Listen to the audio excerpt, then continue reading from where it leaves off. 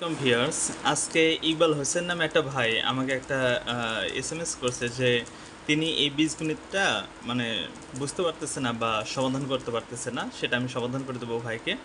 তো ভাই দেখেন, এখানে আমরা এটা যদি সমাধান করতে যাই তাহলে বা z-2 z-1, এখানে আমাদের -1 ডিভাইডেড z-1 আছে। আমরা যদি সমান এই পাশে পার করে নিয়ে আসি তাহলে এটা আমাদের +1 ডিভাইডেড z-1 হবে, ইকুয়াল হচ্ছে 2।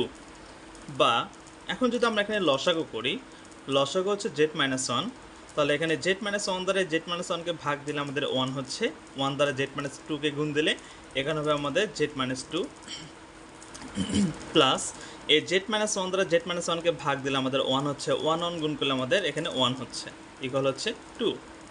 বা তো এখন z এই -2 থেকে 1 বাদ দিলে আমাদের হচ্ছে -1, নিচে হচ্ছে z-1, ইকুয়াল হচ্ছে 2। তো এইখানে আমাদের উপরেও z-1 ভগ্নাংশের, নিচেও z-1, মানে লব আর হর দুটো হচ্ছে z-1, তখন আমাদের z-1 দুটো আমাদের কেটে যাবে, মানে ভাগ আকারে কেটে গেলে আমাদের থাকতেছে কত, 1, ইকুয়াল হচ্ছে 2। কিন্তু কোনো সমাধানে 1 ইকুয়াল টু এটা তো সম্ভব না, যা আমাদের হচ্ছে অসম্ভব।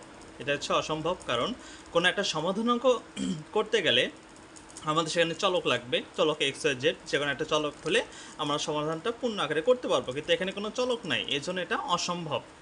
তো এখন আমরা এখানে সমাধান সেট কীভাবে লিখব?